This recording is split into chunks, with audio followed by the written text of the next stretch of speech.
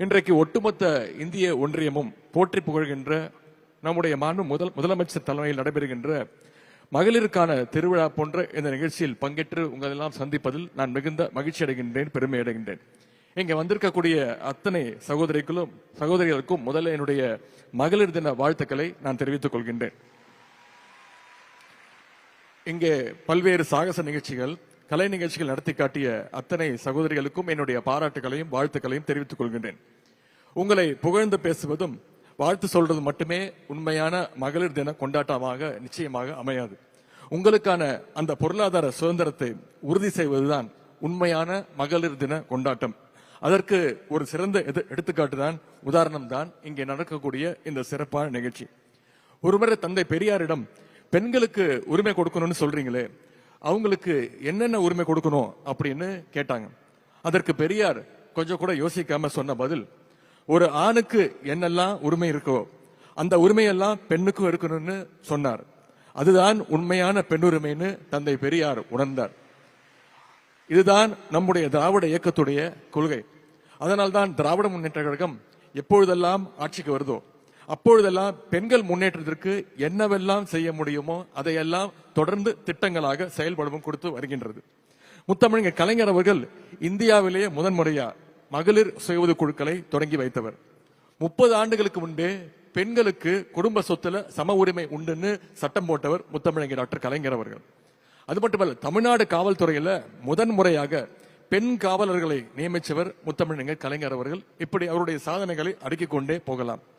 இன்றைக்கு கலைஞருடைய வழியில நம்முடைய முதலமைச்சர் அவர்கள் மகளிருக்கான திட்டங்களை பார்த்து பார்த்து செயல்படுத்தி வருகின்றார். இந்த திராவிட மாடல் அரசு எல்லா வகையிலும் பெண்களுக்கான முன்னேற்றத்திற்காக முன்னுரிமை கொடுத்துட்டு தொடர்ந்து செயல்பட்டு வந்து கொண்டிருக்கிறது. நம்முடைய முதலமைச்சர் அவர்கள் ஆட்சிக்கு வந்ததும் அவர் போட்ட முதல் கையெழுத்தே பெண்களுக்கான கையெழுத்து. அதுதான் மகளிருக்கான அந்த வெடியல் பயணம் திட்டம். அடுத்ததாக அரசு பள்ளியில படிக்கக்கூடிய மாணவிகள் உயர்கல்வி படிக்க சேர்ந்தா அவங்களுக்கு மாதம் 1000 ரூபாய் கொடுக்கின்ற புதுமை பெண் திட்டத்தை செயல்படுத்தினாங்க.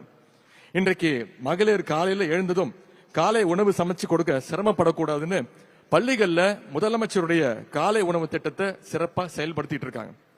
மகளிர் சுய உதவி குழு சகோதரிகள் உங்க மூலமா தான் இந்த முதலமைச்சர் காலை உணவு திட்டம் இன்றைக்கு சிறப்பாக செயல்படுத்திட்டு இருக்குன்னா அதற்கு நம்முடைய முதலமைச்சர் போட்ட உத்தரவு தான் காரணம்.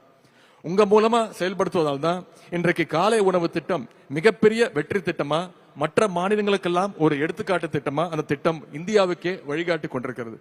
அது மட்டும் இல்லாம எல்லாவற்றுக்கும் மேலாக இன்றைக்கு இந்திய ஒன்றியமே திரும்பி பார்க்கின்ற வகையில கலைஞர் மகளிர் உரிமை திட்டம் மூலம் 1,15,00,000 குடும்ப தலைவிகளுக்கு மாதம் 1000 ரூபாய் கொடுத்துட்டு இருக்கிறார் நம்முடைய முதலமைச்சர் அவர்கள். இந்த வரிசையில தான் இன்றைக்கு மகளிர் தினத்தை முன்னிட்டு சுமார் 3000 கோடி ரூபாய் வங்கிக் கடன் இணைப்புகளை நம்முடைய முதலமைச்சர் அவர்கள் வழங்கி இருக்கிறாங்க. அது மட்டுமல்ல, முதலமைச்சர் அவர்கள் இன்றைக்கு குழு உறுப்பினர்களுக்கு ஐடி கார்ட்ஸ் தர இருக்கின்றாங்க.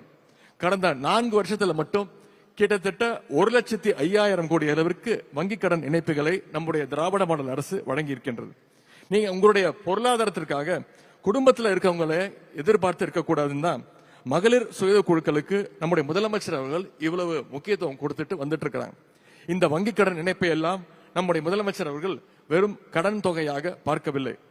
குழுக்கள் சகோதரிகள் உங்கள் உழைப்பின் மீது வைத்துள்ள நம்பிக்கை தொகையாகத்தான் முதலமைச்சர் அவர்கள் இதை பார்க்கின்றார்கள். நேற்று முன்தினம் நான் திருவாரூர் மாவட்டத்திற்கு அரசு நிகழ்ச்சிக்காக சுற்றுப்பயணம் சென்றிருந்தேன். அங்கு பழவனங்குடி அப்படின்ற ஒரு கிராமத்துல சுய உதவி குழுக்களை சேர்ந்த சகோதரிகளை எல்லாம் நான் சந்திச்சு பேசினேன். அப்போ அந்த குழுக்களை சேர்ந்த சகோதரிகள் அவங்க குழுக்கள் மூலமா கிடைச்சிருக்கக்கூடிய பலன்களை ஒவ்வொன்றாக எடுத்து சொன்னாங்க. மேலும் குழுக்களை இன்னும் எப்படி சிறப்பா முன்னேற்றலாம் அப்படின்ற ஆலோசனைகளையும் அந்த குழு சகோதரிகள் சொன்னாங்க. அது மட்டுமல்ல, அந்த குழுவை சேர்ந்த சகோதரி கவிதா தன்னுடைய கைப்பட ஒரு பாராட்டு கடிதத்தை, ஒரு லெட்டரை முதலமைச்சருக்கு எழுதி கொடுத்திருந்தாங்க. அதுல நம்முடைய திராவிட மாடல் அரசையும் நம்முடைய முதலமைச்சர் அவர்களையும் பாராட்டி அவருடைய மகிழ்ச்சியை வெளிப்படுத்தி இருந்தாங்க அந்த சகோதரி. அது மட்டுமல்ல, அந்த கூட்டத்திற்கு வந்த மகளிர் சிலர் குடியிருக்க முறையான வீடு இல்லைன்னு கோரிக்கை வச்சாங்க. சிலர் வீட்டுமனை பட்டா இல்லைன்னு குறைகளை சொன்னாங்க. அதையெல்லாம் எங்களுடைய துறையை சார்ந்து நாங்கள் அத்தனை பேரும் நம்முடைய முதலமைச்சருக்கு அழைச்சு அவருடைய கவனத்திற்கு எடுத்துட்டு போனோம். உடனே அந்த பெண்களுக்கு வீட்டுமனை பட்டாவுக்கான ஆணைகளையும் கலைஞரின் கனவு இல்லம் திட்டத்தின் கீழே வீடு கட்டிக் கொள்வதற்கான ஆணைகளையும் உடனே வழங்க சொல்லி நம்முடைய முதலமைச்சர் அவர்கள் உத்தரவு போட்டாங்க. அதன்படி கோரிக்கை வச்ச 6 மணி நேரத்துல அந்த மகளிருடைய கோரிக்கைகளை நாங்கள் நிறைவேற்றி கொடுத்தோம். குறிப்பா கோரிக்கைகளை முன் வச்ச ஒவ்வொருத்தர் வீட்டுக்கும் போய் கலைஞர் கனவு இல்லம் மற்றும் வீட்டுமனை பட்டாக்களுக்கான அந்த ஆணைகளை நானே என்னுடைய கைகளில் கொடுத்துட்டு வந்தேன். அந்த ஆணைகளை வாங்கினதும் அவங்களுக்கு ஏற்பட்ட அந்த மகிழ்ச்சிக்கு அளவே கிடையாது. ஏழை எளிய மகளிரோட இந்த மகிழ்ச்சிக்கு பேர் தான் திராவிட மாடல் அரசு. எனவே நம்முடைய மகளிர் நீங்க கேட்கின்ற அத்தனை திட்டங்களையும் நம்முடைய முதலமைச்சர் அவர்கள் தொடர்ந்து நிறைவேற்றிட்டு வராங்க.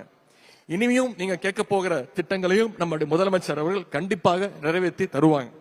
நம்முடைய முதலமைச்சர் அவர்களும் திராவிட மாடல் அரசும் நம்முடைய துறையும் என்றென்றைக்கும் உங்களுக்கு ஆதரவாக இருப்போம். அதே மாதிரி இந்த அரசுக்கும் நம்முடைய முதலமைச்சர் அவர்களுக்கும் நீங்கள் எப்பொழுதும் ஆதரவாக இருக்கணும்னு கேட்டுக்கிட்டு வங்கிக் கடன் இணைப்புகளை பெற்ற அத்தனை மகளிருக்கும் மீண்டும் என்னுடைய வாழ்த்துக்களை தெரிவித்து அனைவருக்கும் என்னுடைய மகளிர் தின வாழ்த்துக்களையும் தெரிவித்து வாய்ப்புக்கு நன்றி கூறி விடைபெறுகின்றேன். நன்றி, வணக்கம்.